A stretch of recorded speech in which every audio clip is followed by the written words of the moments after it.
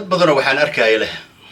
Mareykanka wuxuu aqoonsan yahay Soomaaliya oo ma aqoonsano Somaliland sideedaba waxa Mareykanka waa uu aqoonsan yahay Soomaaliya waana uu ku qasban yahay inuu aqoonsado Soomaaliya marka shuruucda u degsan qaramada midoobay ama UN-ka oo member aan ka wadanahay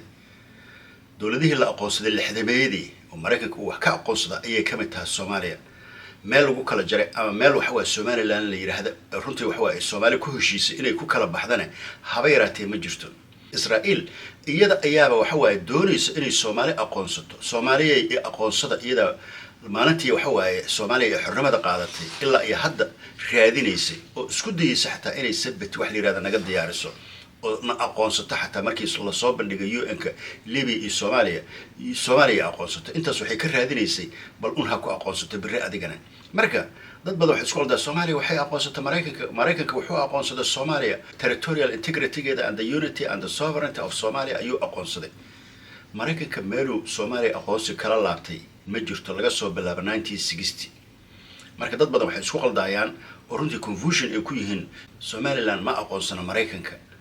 no Soomaaliya ayuu aqoonsay wax Somaliland ma jira wax Somaliland la yiraahdana haba yaraatee ma jira marka dadka waxa confusion badan waxa ka jira Soomaaliya iyo Mareykanka waa dalal siman ee ka wada tirsan UN-ka member ka wada ah 1960 ayay Soomaaliya xornimo qaadatay Soomaaliyana ayaa lagu aqoonsaday halkaas marka waxay haba yaraatee ugu baahan tahay Mareykanka inuu mar labaad aqoonsado iyo inuu waxa ma taqaan aqoonsigeeda uu ka baxo shuruudaha jira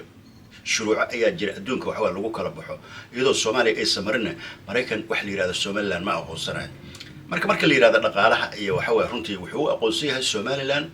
gobol ka mid ah gobolada Soomaaliya oo haday noqoto Kismaayo haday noqoto Boosaaso haday noqoto Jowhar Baydhabo gobol ka mid ah ayuu aqoonsan yahay Soomaaliya marka waxa dad badan waxay isku qaldayaan kala taagi iyo burburkii 35 sano lagu jiray nimanka go'aan-goosadka ah magaca la baxay Somaliland in waxa caalamka aqoonsi ay kaga helaan saas no generation-ka cusub ayaa waxyaabo badan lagu qaldaya marka dad badan ay confusion ku noqon warqada ay soo saartay Mareykanka waa ay ku sii adkeynaysaa in wax la yiraahdo Somaliland ay sajirin ay wali aqoonsan tahay the territorial and the unity of the Somalia marka marnaba waxa kama laaban karto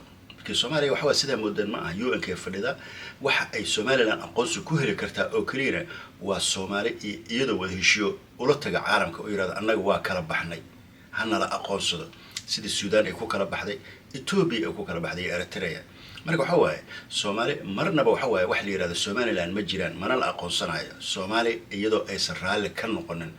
marka iyagana waa isdaalinayaan waqtigan waxa runtii waa ku sii fogaanaya markii horumar la'aan burbur dhaqaale runtii dhaqaale xumo